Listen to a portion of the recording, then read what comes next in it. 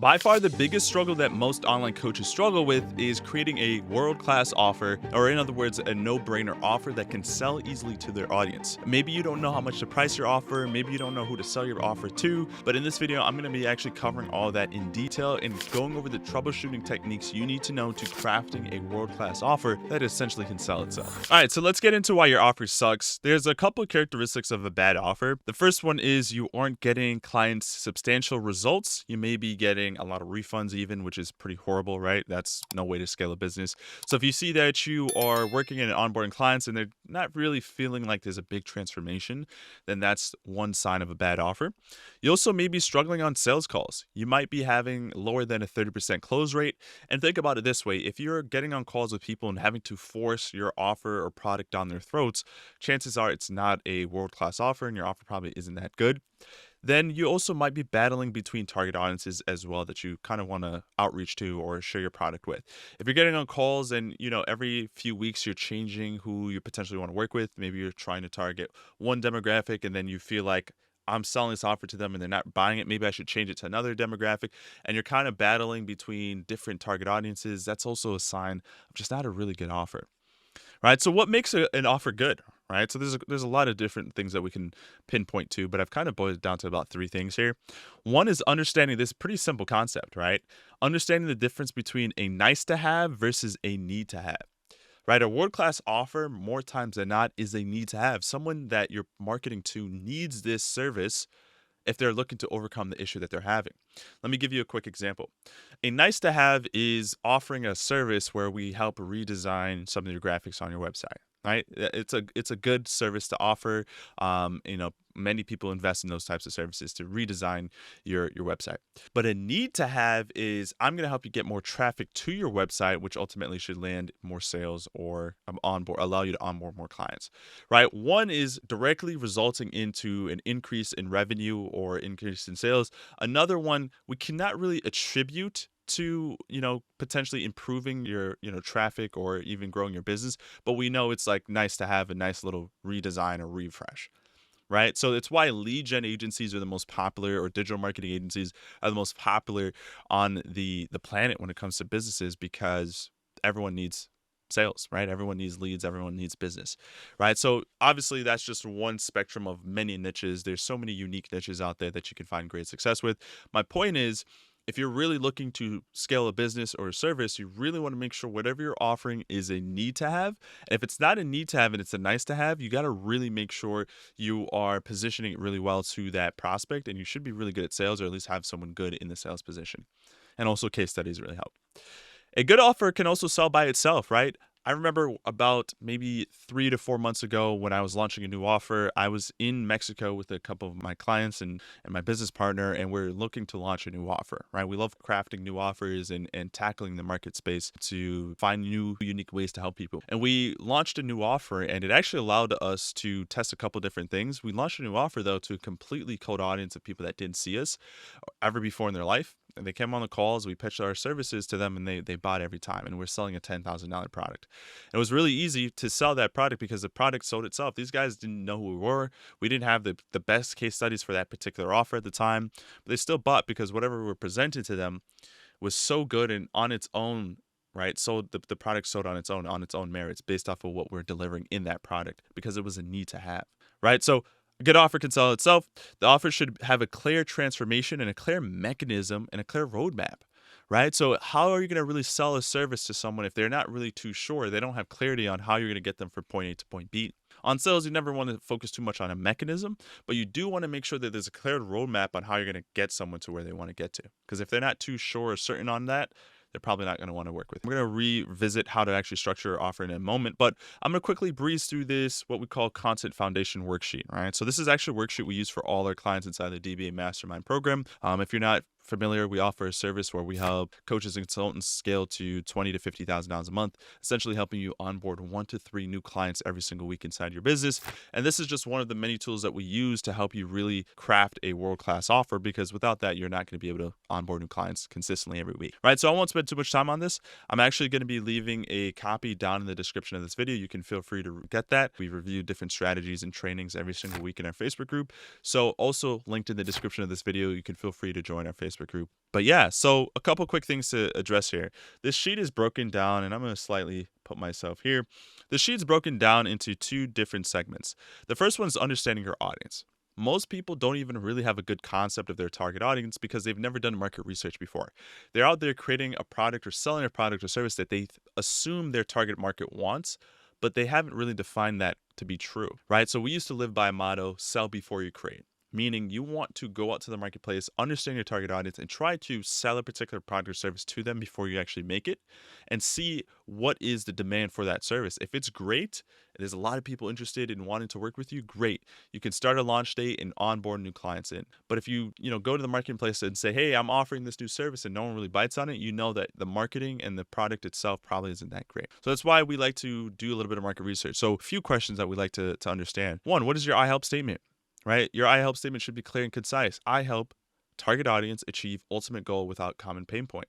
In this example here, we use the example, I help stay-at-home moms achieve their dream body without having to go to the gym, right? So you know who you're really talking to, and if you don't have clear, concise idea of who you're talking to, then that's problem number one, right? So from there on, we go over a couple of quick things, right? So one, what are the three common issues your target audience faces on a day-to-day, right? If you can nail the three biggest issues, you'll never have to worry about a nice to have versus a need to have, because these three things should be what we call evergreen. They should be in this target space. There should be people that struggle with this every single day, right? Which is whatever your niche is.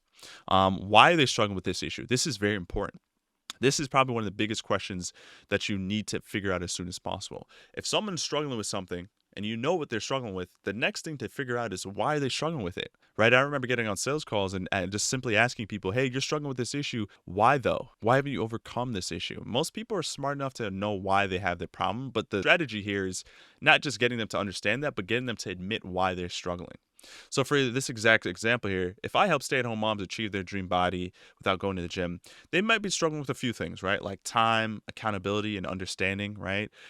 The thing about that is they may understand why they're struggling, why they don't have the time to go to the gym, or why they don't understand what workouts to do, but they know that there's resources and strategies to get out there, right? That they can use to accomplish that.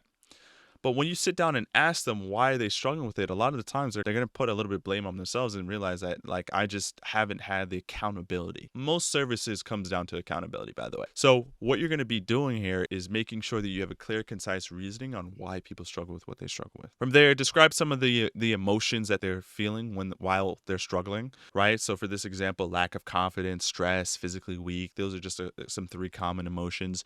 And this is important for sales, right? When you get on your sales calls, you'll be able to really dive into those emotions. But more importantly, in your front end marketing, you want to be able to understand who you're marketing to, right? And then from there, when you attract the right people to your offer, it's going to be a lot easier to sell. And then last but not least, what are the three goals that your target audience is trying to actually achieve and why? Why do they want to overcome this issue? And I always like to play the 3 why game. Get to at least 3 whys, right? You get to the third why when you're asking someone why they are feeling the way they feel. You normally get the truth. Ask them, why do you want to accomplish this goal? Oh, because I want to look good. Okay. Why do you want to look good? Oh, because I want to improve my confidence. Why do you want to improve your confidence? Because it's been negatively impacted my life. I have issues going out in public and doing, the things that I love. Right? You really get down and deeper to that real reason. If you don't know the answer to any of these questions, I would go out to the marketplace, survey people. Maybe you have an audience, have them do a poll, have them do a survey, get on interviews, get on short lives with people, try to really gather this information, because once you have this and you build a foundation, you never have to worry again. And the next thing we like to do with our target audience is building a level of authority. If you're struggling with crafting a really good offer, you probably struggle with authority. You might have imposter syndrome. You're not even too confident maybe that you can offer a service and deliver it at a reasonable price point. You got to really understand your authority level, and most people don't self-reflect on why they are in the position they're in. So this is a great exercise to understand that, right? So list 8 to 10 topics in your industry that you feel like you're an expert at.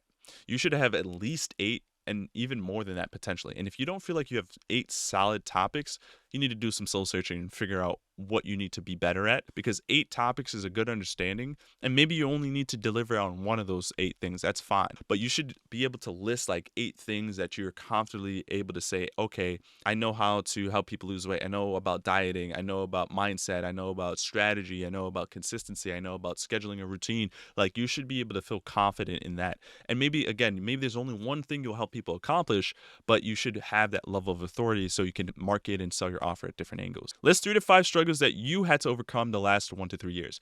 So this is the biggest way to defeat imposter syndrome. If you're currently a new coach, consultant, or expert trying to sell an educational service, this is how you're going to overcome imposter syndrome. I guarantee it. The strategy for you to do is to not look at the other experts in your field that might be farther ahead in you in their journey. And maybe you're a lead gen agency. This one particular agency that I'm a competitor against is helping people scale to $100,000 a month. I barely can even scrape $10,000 a month. I don't think I'm a confident person in my skill sets to help people. Your job isn't to rival the competition. Your job is to help people accomplish the same journey you've accomplished and even at a faster rate, right? So list 3 to 5 struggles that you had to overcome over the last 1 to 3 years. So if you're currently making $5,000 a month and you want to get into lead gen agency or some type of client acquisition agency, you don't look at the other people helping people scale to $50,000 a month and say, wow, I'm only at 5,000. How can I even offer a service? Look at the position you once were. At one point, you weren't even able to make $1,000 or $2,000 or $3,000. Now you're making $5,000 a month. So that's where you come in and start offering your services. You don't say, hey, I'm going to help you make $10,000 a month, even though you haven't done that.